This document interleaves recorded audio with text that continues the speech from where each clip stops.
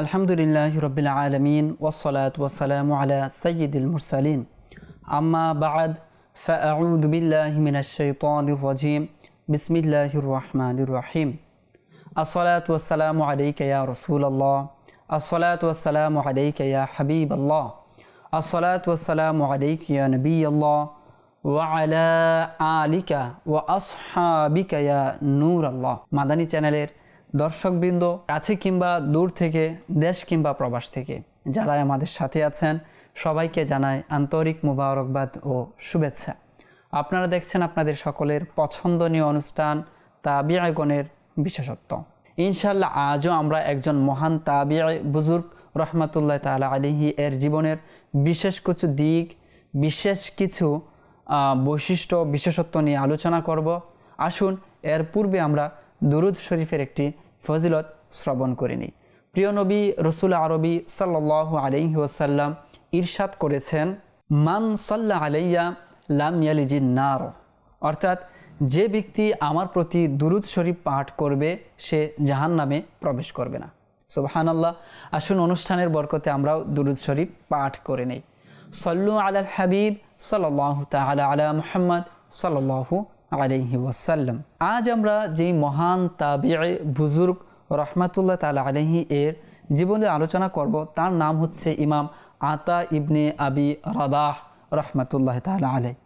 জি, যে মহান তাবি বুজুর্গ যার ব্যাপারে অসংখ্য উলামায়ে কেরামগণ অভিমত ব্যক্ত করেছেন, তাদের কথাগুলোই তার ব্যাপারে আমাদের সুধারণা করতে, তার ইলমের পরিচয় জানতে, তার যে চরিত্র ছিল নেক চরিত্র, তার ইবাদত গুজার হওয়ার এই বিষয়গুলো আমাদের সামনে কি করে সুন্দরভাবে ফুটিয়ে তোলে। যেমন ইবনে হাজার আসকালানী রহমাতুল্লাহ তাআলা আলাইহি তিনি বলেন যে ইমাম আতা ইবনে আবি রাবাহ রহমাতুল্লাহ তাআলা আলাইহি তিনি ইলম ও ফিকে হুজ্জত ও দলিল হওয়ার গুরুত্ব রাখেন। অর্থাৎ যেমনিভাবে কোনো একটি বিষয়কে সাব্যস্ত করার জন্য আমরা দলিল প্রদান করে থাকি, তো কার কথার দলিল যত বেশি হবে তো সেই সাইড তত বেশি পুক্ত হবে, মজবুত হবে। আতা ইবনে আবি রাবাহ রহমাতুল্লাহ তাআলা আলাইহি অনুরূপ একজন ব্যক্তি যার কথা যেই দিকে থাকবে সেটা দলিল, সেটা গ্রহণযোগ্য হয়ে যাবে মানুষের নিকট। অনুরূপভাবে ইমাম নববী রহমাতুল্লাহ তাআলা আলাইহি বলেন, মক্কাতুল মুকাররমার সকলের মুফতি হলেন এই ইমাম আতা ইবনে আবি রাবাহ রহমাতুল্লাহ তাআলা আলাইহি। অর্থাৎ তার যুগে তিনি সেখানে কি করেছেন, ফতোয়া দিয়েছেন। মানুষ তার নিকট শরণাপন্ন হতো, তার কাছে যে কোনো ফতোয়া জানার জন্য যেত। এবং তিনি শুধু মুফতি ছিলেন সাধারণ মানুষের এমনটাই নয়, বরং বড় বড় ইমামদেরও তিনি ইমাম ছিলেন। ইমাম আহমদ ইবনে হাম্বল রহমাতুল্লাহ তাআলা আলাইহি বলেন, আল্লাহ পাক সেই ব্যক্তিকে ইলম প্রদান করেন যাকে তিনি পছন্দ করেন। আর আতা ইবনে আবি রাবাহ রহমাতুল্লাহ তাআলা আলাইহি তাদেরই একজন। আল্লাহু আকবার কবীর। অর্থাৎ আল্লাহ তাআলার পছন্দনীয় বান্দার বিষয়টি তিনি এখানে তুলে ধরেছেন। আর সেই পছন্দনীয় বান্দা হওয়ার যে দিকটি, বিশেষত ইলমে দিন, সেটারও একটি প্রমাণ এখানে পাওয়া যায় যে আল্লাহ পাক তাকে কী পরিমাণে ইলম প্রদান করেছিলেন। তো এই সকল উলামায়ে কেরামগণ যাদের কথা আমাদের জন্য দলিল, তারা যখন এই ধরনের ইমামদের ব্যাপারে অভিমত ব্যক্ত করেন, সুতরাং সেখানে আমাদের কোনো সন্দেহের অবকাশ থাকে না। তাদের জীবনী, তাদের কথা, তাদের অনুকরণ করা আমাদের জন্য কি হয়ে যায়, উপরই আমাদের জন্য অত্যন্ত জরুরি হয়ে পড়ে যে তারা আসলে কি করেছেন। তো তার জীবনী সম্পর্কে ইনশাল্লাহ আমরা জানব। তিনি মক্কাতুল মুকাররমার এক পবিত্র অন্তরের অধিকারী মহিলা হাবশির গোলাম ছিলেন। আমরা কোরআনে পাকের মধ্যে শুনেছি যে ইসলাম আমাদেরকে কি শিক্ষা দেয়, ইসলাম আমাদেরকে কি বার্তা দেয়। আল্লাহ পাক কোরআনে পাকের মধ্যে ইরশাদ করেছেন যে ইন্না আকরামাকুম ইনদাল্লাহি আতকাকুম, যে তোমাদের মধ্যে সবচেয়ে সম্মানিত ব্যক্তি সেই যে তোমাদের মধ্যে সবচেয়ে তাকওয়াবান। অন্যত্র আল্লাহ তাআলা ইরশাদ করেছেন, ইয়ারফাইল্লাহুল্লাযীনা আমানু মিনকুম ওয়াল্লাযীনা উতুল ইলমা দারাজাত, যে আল্লাহ পাক সেই ব্যক্তির সম্মানকে বাড়িয়ে দেন, তাকে মর্যাদাবান করেন যে ঈমান এনেছে এবং যাকে ইলম প্রদান করা হয়েছে। দেখেন, আমরা শুরুতেই যে তার পরিচয় জানলাম যে তিনি একজন মহিলার হাবশি গোলাম ছিলেন। এক তো হচ্ছে কালো, আরেক হচ্ছে গোলাম, কিন্তু তার মধ্যে ঈমান ছিল, তার মধ্যে তাকওয়া ছিল, যার কারণে আজ আমরা মাদানী চ্যানেলের মাধ্যমে তার জীবনী শুনছি, তার জীবনীর মধ্যে আমাদের জন্য করণীয় পালনীয় কী বিষয় রয়েছে, কি বিশেষ নসিহত রয়েছে, সেই বিষয়গুলো জানছি। কেন? তিনি তাকওয়াবান ছিলেন, তিনি ইমানদার ছিলেন, তিনি ইলিমওয়ালা ছিলেন। হাবশি গুলাম হওয়ার পরও আজ মানুষ তাকে শ্রদ্ধার সাথে স্মরণ করে। আজ তার জীবনী আমরা কিতাবের মধ্যে পাই। উলামায়ে কেরামগণ তার জীবনী স্বর্ণাক্ষরের মতো লিখে রেখেছে। পৃথিবীর মানুষ হারিয়ে যাবে, তার জীবনী হারাবে না। কেন? তিনি নিজের জীবনকে পরিচালনা করেছেন ওইভাবে, যেভাবে কোরআন বলেছে, যেভাবে হাদিস বলেছে। আসুন আমরা অগ্রসর হই। আতা ইবনে আবি রবাহ রাহমাতুল্লাহ তাআলা আলাইহি তিনি হাবশি গুলাম ছিলেন। তিনি নিজের সময়কে 3 ভাগে ভাগ করেছিলেন। এক ভাগ আল্লাহ পাককে সন্তুষ্টি করার জন্য, এক ভাগ নিজের মালিককে অর্থাৎ যেই মহিলার তিনি গোলাম ছিলেন তার সন্তুষ্টির জন্য তার কাজকর্ম করে দিতেন। আরেকটি হচ্ছে 3 নম্বর অংশটি তিনি এলমে দিনের জন্য বরাদ্দ রেখেছিলেন, যে এই সময়টা তিনি এলমে দিন অর্জন করবেন। আর এই মুহূর্তে তিনি কার কার থেকে ইলমে দিন অর্জন করেছেন, যেমন হযরত সাইয়্যিদুনা আবু হুরায়রা রাদিয়াল্লাহু তাআলা আনহু, আব্দুল্লাহ ইবনে উমর রাদিয়াল্লাহু তাআলা আনহু, আব্দুল্লাহ ইবনে আব্বাস, আব্দুল্লাহ ইবনে জুবাইর রাদিয়াল্লাহু তাআলা আনহু, অর্থাৎ প্রসিদ্ধ যে সকল সাহাবায়ে কেরাম তিনি গোলাম ছিলেন, সময়কে ব্যবহার করেছেন এবং এই সকল যুগ শ্রেষ্ঠ যারা এতে উম্মতের আলিম বলা চলে, পুরো উম্মতের শিক্ষক যাদেরকে বলা চলে, তাদের সান্নিধ্য তিনি অর্জন করেছেন, ইলমে দিন অর্জন করেছেন। যখন তার মুনিব, তার মালিক, যে মহিলা তার মালিক ছিল, তিনি জানতে পারলেন যে আবি রাবাহা অত্যন্ত নীতিবান, নিষ্ঠাবান এবং ইবাদত গুজার এবং ইলিম প্রিয় একজন ব্যক্তি, তখন তিনি ভাবলেন যে তাকে আমার কাছে রাখাটা উচিত হবে না, তাকে ইলিমের জন্য ছেড়ে দেওয়াটাই ঠিক হবে। এতে করে ইলিমের কাজ হবে, সাধারণ মানুষের সে খিদমত করবে, সাধারণ মানুষের কাছে সে ইলমে দিনকে পৌঁছে দেবে, ইলমে দিনের একটি বিশাল খেদমত তার মাধ্যমে হবে। তো এই ভেবে তার মালিক তাকে আজাদ করে দিলেন, মুক্ত করে দিলেন, যে যাও তুমি ইলমে দিন অর্জন করো। তখন তিনি সব কিছু থেকে নিজেকে পৃথক করে ইলমে দিনে মনোনিবেশ করলেন। এমনকি কিতাবের মধ্যে পাওয়া যায় যে তিনি 20 বছর পর্যন্ত মসজিদুল হারামের যে চাটাই আছে সেটাকে নিজের বিছানা বানিয়ে নিয়েছিলেন, অর্থাৎ অন্য কোথাও আর যাননি। এখানের থেকেই তিনি ইলমে দিন অর্জন করেছেন, তিনি শিখেছেন, মানুষকে শিখিয়েছেন, তিনি নিজে আমল করিয়েছেন, অপরকে আমল করতে উদ্বুদ্ধ করেছেন। তিনি ফরজ ইবাদত শিখেছেন, যেগুলো জানা ব্যক্তির জন্য ফরজ, অপরকে সেই ফরজ ইবাদতগুলো, ফরজ বিষয়গুলো, ফরজ বিধানগুলো মানুষকে শিখিয়েছেন। এও বলা হয় যে তিনি এই মসজিদে হারামকে মসজিদও বানিয়েছেন, সেটাকে মাদ্রাসাও বানিয়েছেন, সেটাকেই মুসল্লা বানিয়েছেন, অর্থাৎ সকল কিছু এর মধ্যেই। কাজে হাজত বাইরে, কিন্তু নামাজ মসজিদে হারাম, শিখব মসজিদে হারাম, এখানে আমার আরাম। তো এটাকেই যখন তিনি নিজের সব কিছু বানিয়ে দিয়েছেন, আর আমরা জানি সেই সময়টায় সাহাবায়ে কেরাম মসজিদে হারাম এবং মসজিদে নববী শরীফে সেখানে যেতেন এবং সেখানে তারা দরজ দিতেন। আর তখনকার দরজগুলো ছিল উন্মুক্ত, যার মন চায় সে এসে ইলমে দিন অর্জন করত এবং যার মন চায় সে যেটা জেনেছে অপরকে শেখাতে পারত। সেই সুযোগটা তখন ছিল, এখনও বেশ কয়েক জায়গায় এই বিষয়টি আছে। দাওয়াত ইসলামের মধ্যে আলহামদুলিল্লাহ যদি আমরা দেখি মাদ্রাসাতুল মদিনা বালেগান যেটা রয়েছে, সেখানে কোরআন শেখার একটা সুযোগ রয়েছে। যারা শিখতে পারে না, বয়স্ক যারা আছে, যারা প্রাপ্তবয়স্ক হয়ে গিয়েছে কিন্তু শিখেনি কোরআন, তাদের ব্যবস্থা দাওয়াত ইসলামী রেখেছে যেন কোরআন শিখতে পারে। তো সেই যুগের সাথে মূলত সামঞ্জস্য রেখে এটা করা হয়েছে। তো আতা ইবনে আবি রাবাহ রাহমাতুল্লাহ তাআলা আলাইহি তিনিও মসজিদুল হারামের মধ্যে নিজে শিখতেন, অপরকে শেখাতেন, এবং এটা তিনি 1 দিন 2 দিন 3 দিন নয়, লাগাতার 20 বছর পর্যন্ত তিনি করেছেন। আর এইটা করার মাধ্যমে তিনি নিজেকে ওই মর্যাদায় পৌঁছে নিয়েছিলেন যে সাহাবায়ে কেরাম পর্যন্ত পরবর্তীতে তাকে প্রশংসা করেছেন তার ইলিমের ব্যাপারে। যেমন ঘটনার মধ্যে এসেছে, হযরত আব্দুল্লাহ ইবনে ওমর রাদিয়াল্লাহু তাআলা আনহু একদা উমরা করতে মসজিদে হারামে অর্থাৎ মক্কাতুল মুকাররমায় আসেন, মসজিদে হারামে আসেন। যখন তিনি আসেন তো সাহাবী রাসূল সকলে তাকে অভ্যর্থনা জানালেন এবং বিভিন্ন মাসালা জানার জন্য সকলে ভিড় জমিয়ে দিলেন যে আমাকে এই মাসালার উত্তর প্রদান করুন, আমাকে এটা বলুন। যখন তিনি মানুষের এই ভিড় দেখলেন তিনি আশ্চর্যান্বিত হলেন এবং লোকদেরকে সম্বোধন করে তিনি বললেন যে তোমাদের প্রতি আমি আশ্চর্যান্বিত হচ্ছি যে আতা ইবনে আবি রাবাহ সে থাকা অবস্থায় তোমরা আমার কাছে ভিড় জমাচ্ছ, মাসালা জানতে চাচ্ছ, তোমরা তার কাছেও চাইলে মাসালা জানতে পারো, সে থাকা অবস্থায় আমার থেকে ফতোয়া নেওয়ার কোনো প্রয়োজন নেই। হযরত সাইয়েদনা আব্দুল্লাহ ইবনে ওমর রাদিয়াল্লাহু তাআলা আনহু আতা ইবনে আবি রাবাহ রাহমাতুল্লাহ তাআলা আলাইহির ব্যাপারে তিনি বলছেন যে তিনি সেই মর্যাদায় পৌঁছে গিয়েছেন, তিনি যে মাসআলার উত্তর প্রদান করেন সেখানে ভুল হয় না। তিনি কোরআন ও হাদিসের যে গভীরতা আছে সেখানে তিনি ডুব দিয়েছেন, যার কারণে কি করছেন, তিনি উত্তর যথাযথভাবে দিচ্ছেন। এমনকি আব্দুল্লাহ ইবনে ওমর রাদিয়াল্লাহু তাআলা আনহুমা সার্টিফিকেটই দিয়ে দিলেন ফতোয়া প্রদানের, যে তিনি যে ফতোয়া প্রদান করবেন সেটা সঠিক, সেখানে সন্দেহ করার কোনো অবকাশ নেই, তোমরা সন্দেহ করিও না, সে যেটা বলে সেটা গ্রহণ করে নাও। এখানে একটা হচ্ছে যে ইলমে দিন যে অর্জন করে এর একটা ফজিলত আমরা দেখতে পাই, সে গুলাম হাবশি হোক, গুলাম হোক, আল্লাহ পাক তার মর্যাদাকে বাড়িয়ে দেন। সাহাবায়ে কেরামও তার স্বীকৃতি দেন। আতা ইবনে আবি রাবাহ রাহমাতুল্লাহ তাআলা আলাই তিনি যদি ফতোয়া প্রদান করেন তো এতে কোনো সন্দেহ করার প্রয়োজন নেই, সেটা সঠিক রয়েছে।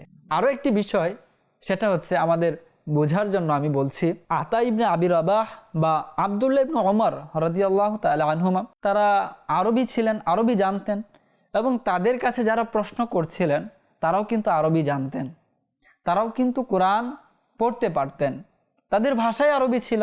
সুতরাং কোরআন আরবি ভাষায় রয়েছে, হাদিস আরবি ভাষায় রয়েছে, মাসালা জানার জন্য আব্দুল্লাহ ইবনে ওমর রাদিয়াল্লাহু তাআলা আনহুর কাছে কেন যেতে হবে?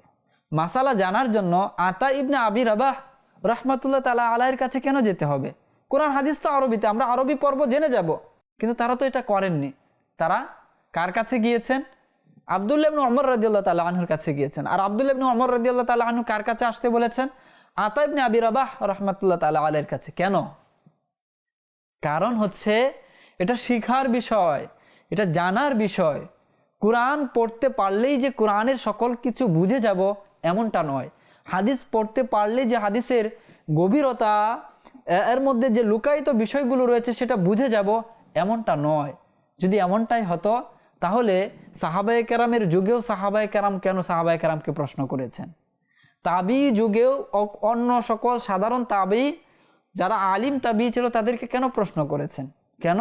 যারা এই বিষয়ে শ্রম দিয়েছে, যারা এটাকে নিয়ে চিন্তা ফিকির করেছে, যারা এটাকে নিয়ে ভেবেছে, তারাই অধিকতর ভালো জানেন। এটাই আমাদের আসলাফ যারা আছেন তাদের জীবনে থেকে আমাদের শিক্ষা। যে সুতরাং আজ আমি একটা কিতাব নিলাম, যে আমি কিতাব পড়ে নিয়েছি, বাংলার অনুবাদ আছে আর সকল বিষয় আমি জেনে নিয়েছি, এমনটা কিন্তু নয়। যদি এমনটাই হতো তাহলে আর আরবিদের কারো কাছে প্রশ্ন করার প্রয়োজন হতো না, কেননা তারা আরবি পড়তে পারে, কোরআন পড়তে পারে, হাদিস পড়তে পারে। তো এই মেসেজটা কিন্তু আমাদের মনের মধ্যে, আমাদের মস্তিষ্কে গেঁথে নেওয়া উচিত।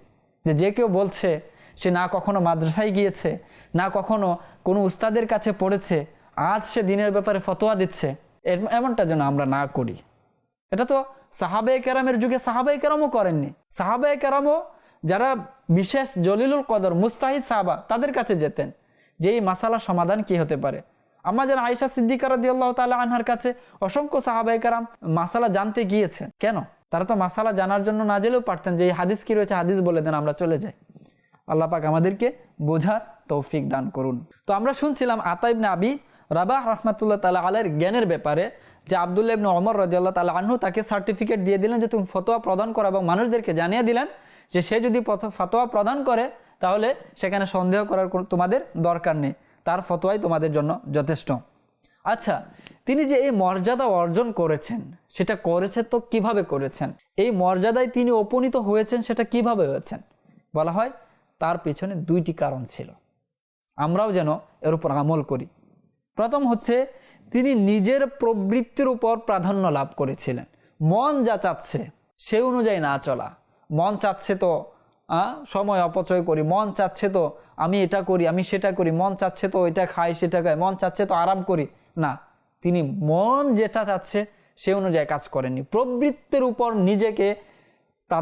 নিজের সময়কে প্রাধান্য দিয়েছেন, নিজের কাজকে প্রাধান্য দিয়েছেন। দ্বিতীয় হচ্ছে সময়কে নিজের আয়ত্তে নিয়ে এসেছিলেন। আজ তো আমরা সময়ের অধীনে চলে গিয়েছি, সময় যেভাবে আমাদেরকে নিয়ে যাচ্ছে আমরা সেভাবেই চলছি, সময়ের স্রোতে আমরা যেন ভেসে যাচ্ছি, আমরা আমাদের গা ভাসিয়ে দিচ্ছি। মোবাইল হাতে নিচ্ছি, 2 ঘন্টা কোথায় চলে গেল, কিভাবে চলে গেল আমরা বলতে পারি না। রাতটা কিভাবে অতিবাহিত হয়ে গেল আমরা বলতে পারি না। এই তো চোখ বন্ধ করেছিলাম, রাত শেষ। এই তো মোবাইল হাতে নিয়েছিলাম, 3 ঘন্টা সময় অতিবাহিত হয়েছে। এমনটা করলে কোনোভাবেই সফলতা অর্জন করা সম্ভব নয়।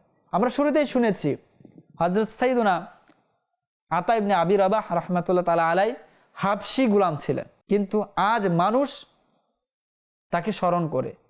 তখনকার যুগের যারা তাবি ছিলেন তার কাছে এসে ইলমে দ্বীন অর্জন করতেন। কেন? সময়কে তিনি কাজে লাগিয়েছেন, কুপ্রবৃত্তিকে তিনি প্রশ্রয় দেননি। তো এই 2টা বিষয় আমরা যেন লিখে নেই এবং এর উপর আমরা আমল করি। তার এই ইলমের পরিধি এবং ইলমের কারণে তার যে সম্মান প্রাপ্ত হওয়া, সম্মানিত হওয়া, সেটা সাধারণ মানুষদের মধ্যেই শুধু সীমাবদ্ধ ছিল না, বরং তখনকার যুগের খলিফাও তার এই ইলমের কারণে তাকে সম্মান করত। যেমনটা কিতাবের মধ্যে বর্ণিত রয়েছে, সুলাইমান বিন আব্দুল মালেক যখন হজে আসে, এবং সে সাধারণভাবে হজে আসছিল না, তার সাথে কালো সাদা সকল ধরনের মানুষ ছিল, তার সাথে সকল ধরনের সরঞ্জাম ছিল, কোনো ধরনের এই সফরের মধ্যে কৃপণতা ছিল না, অর্থাৎ জাঁকজমকতা এবং আড়ম্বরতা সব কিছুই ছিল, এবং বোঝা যাচ্ছিল যে একজন খলিফা আসছে। কিন্তু সুলাইমান বিন আব্দুল মালেক সে নিজেও সাধারণ মানুষের মতো পোশাক পরেছিল, 2টি চাদর পরিধান করেছিল, মাথা উন্মুক্ত ছিল, পায়ে জুতা ছিল না, অর্থাৎ বাহিনী অনেক বিশাল ছিল এবং বোঝা যাচ্ছিল যে একজন খলিফা যাচ্ছে, কিন্তু সে নিজেও সাধারণ মানুষের লেবাস পরিধান করেছিল। যখন সে হজের জন্য এই মক্কায় উপস্থিত হয়, মক্কায় আসার পরই খাদিমদের প্রশ্ন করলো যে তোমাদের আকা ও মাওলা কোথায়? যখন এই প্রশ্ন করলো তখন তার 2 ছেলে অবাক হয়ে গেল যে আপনি খাদিমদের কাছে প্রশ্ন করছেন আকা ও মাওলা কোথায়? আকা ও মাওলা তো আপনি, বর্তমান খলিফা তো আপনি আছেন, আর আপনি সাধারণ মানুষদের আকা ও মাওলা, তো আপনি আবার প্রশ্ন করছেন আকা ও মাওলা কোথায়? তো খাদিমরা উত্তর দিল যে তিনি মসজিদুল হারামের পশ্চিম পাশে এক জায়গায় নামাজ আদায় করছেন। তখন তিনি তার লোকদের নিয়ে সেখানে চলতে লাগলেন এবং তিনি মানুষদেরকে বললেন যে এখানে ভিড় জমানো যাবে না, আর আমি যে খলিফা এটারও এখানে পরিচয় দেওয়ার কোনো প্রয়োজন নেই। সাধারণ মানুষের মতো আমরা যেভাবে হজ করে আমরাও এখানে এভাবেই থাকব।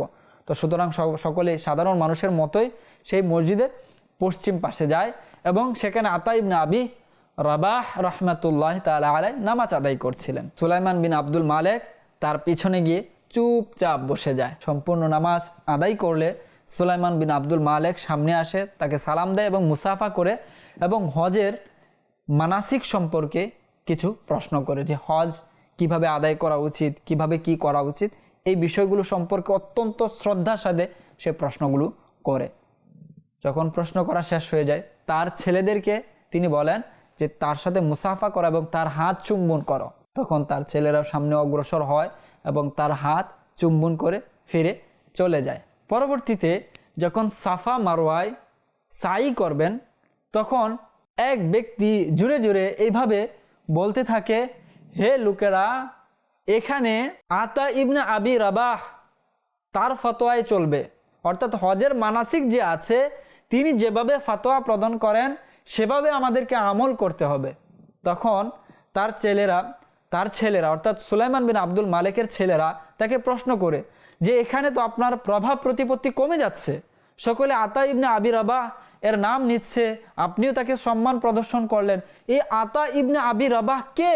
তখন সুলাইমান বিন আব্দুল মালেক তার ছেলেদের উদ্দেশ্য করে বলেন যে আতা ইবনে আবি রাবাহ হচ্ছে একজন সুনামধন্য আলিমে দ্বীন, এখানকার লোকেরা সকলেই তাকে মান্য করে এবং তিনি অত্যন্ত প্রসিদ্ধ একজন আলিম, বর্তমান যুগে তার চেয়ে অধিক জাননেওয়ালা আর কেউ নেই। তখন তার ছেলেরা বুঝতে পারে যে কেন আমার পিতা তাকে এত সম্মান করছে।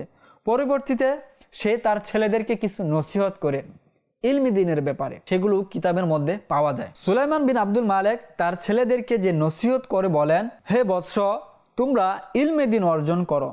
ইলম সাধারণ ব্যক্তিকে মর্যাদাবান বানিয়ে দেয়, গোলামকে বাদশাহর চেয়েও মর্যাদাবান বানিয়ে দেন, মৃত্যুর পরও তার চর্চা থাকে, মানুষ তার তাকলিদ করে আখিরাতের সঠিক পথ নির্ণয় করে নেয়, সারা জীবন সে মানুষের দোয়া অর্জন করে দুনিয়ায় যেমন সম্মানিত হয় আখিরাতেও অনুরূপ সম্মানিত হয়। একজন বাদশাহ একজন সাধারণ ব্যক্তির ইলমি দিনের কারণে সম্মানিত হওয়ার ব্যাপারে তার ছেলেদেরকে নসিহত করছেন। এই ইলমি দিন যেটা রয়েছে এটা সাধারণ ব্যক্তিকেও মর্যাদাবান বানিয়ে দেয়। ইলিম সেই জিনিস যেটা মানুষদেরকে উপরে নিয়ে যায়। যেমনটা অনুষ্ঠানের শুরুতে আয়াত শুনেছি, ইয়ারফাইল্লাহুল্লাযীনা আমানু মিনকুম ওয়াল্লাযীনা উতুল ইলমা দারাজাত। এটা তো আল্লাহ তাআলার প্রতিশ্রুতি। আজ আমরা কেন এত নিচে? আজ কেন আমরা নিপীড়িত? কেন আজ নির্যাতিত? এর অন্যতম একটি কারণ হচ্ছে ইলিম থেকে আমরা দূরে, জ্ঞান থেকে দূরে। জ্ঞানের চর্চা আমাদের মাঝে নেই। জ্ঞানের চর্চা যদি থাকতো তাহলে এই যে সকল বান্দারা যারা ইলমি দ্বীন অর্জন করেছিলেন, আল্লাহ পাক তাদেরকে সম্মানিত করেছিলেন। আল্লাহ পাকের ওয়াদা সত্য, আল্লাহ তাআলার প্রতিশ্রুতি সত্য। যারাই ইলমি দ্বীন চর্চা করেছে, যারাই জ্ঞান অর্জন করেছে, তারাই পৃথিবীতে শাসন করেছে, তারাই পৃথিবীতে মাথা উঁচু করে বেঁচেছে, তারাই পৃথিবীকে শাসন করেছে। আজ কেন আমরা ইলমি দ্বীন থেকে দূরে? আজ কেন আমরা ইলম চর্চা করছি না, জ্ঞান চর্চা করছি না? যদি করতাম তাহলে হয়তো আমাদেরকে আজ অন্যের মুখের দিকে তাকিয়ে থাকতে হতো না, যে অমুক কি করে, অমুক কি পদক্ষেপ নিচ্ছে, তার পদক্ষেপ নিলে আমরা স্বাধীনভাবে বেঁচে থাকতে পারবো, কারো দিকে আমাদের তাকিয়ে থাকতে হতো না। সুতরাং আমাদের নিকট করণীয় হচ্ছে, আল্লাহ পাক আমাদেরকে মেধা দিয়েছে, আমাদেরকে মস্তিষ্ক দিয়েছে। 200 কোটি মুসলমান আমরা রয়েছি। সুতরাং আমরা এই 200 কোটি মুসলমান যদি আমাদের 200 কোটি মেধাকে একত্রে কাজে লাগিয়ে কোনো কিছু করতে চাই, সেটা যদি সমন্বয় আমরা ঘটাতে পারি, তাহলে আমাদের পিছন ফিরে তাকাতে হবে না, আমাদেরকে কারো উপর নির্ভর করতে হবে না। আমরা নিজেরাই স্বয়ংসম্পন্ন হয়ে যাব, আমরা নিজেরাই বলবান হয়ে যাব।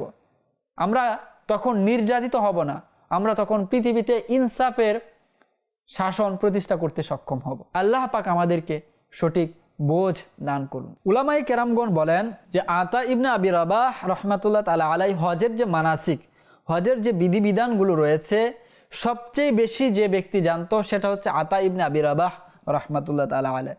যেমনটা ইমাম আযম আবু হানিফা রাহমাতুল্লাহ তাআলা আলাইহির প্রসিদ্ধ ঘটনা। ইমাম আযম আবু হানিফা রাহমাতুল্লাহ তাআলা আলাইহি তখনও পর্যন্ত তিনি কিশোর বলা চলে, প্রথম হজ তিনি করছেন শুরুতে।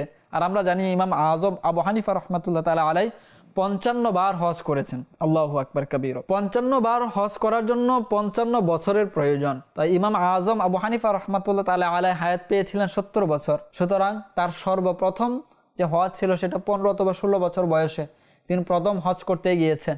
তো হজ করার পর তিনি যে কোনো আলিম সাহেবের কাছে বিভিন্ন স্পেসিফিক কোনো মাসালা জিজ্ঞাসা করেননি, তিনি যা জানতেন সেই অনুযায়ী হজ পালন করে নিলেন। পরবর্তীতে যখন তিনি হজের যে একটি বিশেষ আমল রয়েছে যে মাথা হলক করা, মাথা মুন্ডানো, সেটি তিনি করতে যান। একজন হাজ্জামের কাছে তিনি যান যে আমার মাথাকে আপনি মুন্ডিয়ে দিন, এর বিনিময়ে আপনি কত টাকা নেবেন? তখন হাজ্জাম বললেন যে হজের মানাসিকের বিনিময়ে কোনো টাকা পয়সা তো নেওয়া হয় না। যখন হাজ্জামের কথা তিনি শুনলেন, তিনি লজ্জিত হয়ে গেলেন যে আমি তাকে টাকা অফার করছি এবং দর কষাকষি করছি, এটা ঠিক হয়নি। তখন তিনি বললেন আচ্ছা ঠিক আছে, আপনি মুন্ডিয়ে দিন। তখন তিনি বসে গেলেন তো এভাবে পিঠ হয়ে গেল কেবলার দিকে। তখন সেই হাজ্জাম আবার বললেন যে আপনি কেবলামুখী হয়ে বসুন।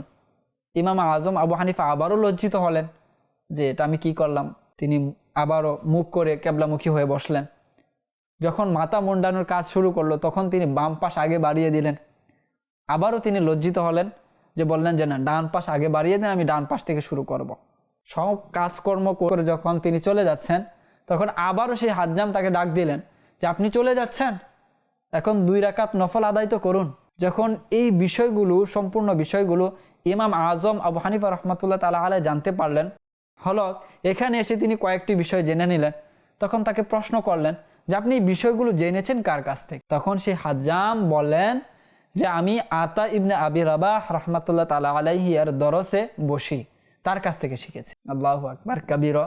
আর আলহামদুলিল্লাহ ইমাম আযম আবু হানিফা রাহমাতুল্লাহ তাআলা আলাইহি আতা ইবনে আবি রাবাহ রাহমাতুল্লাহ তাআলা আলাইহি এর অন্যতম একজন ছাত্র।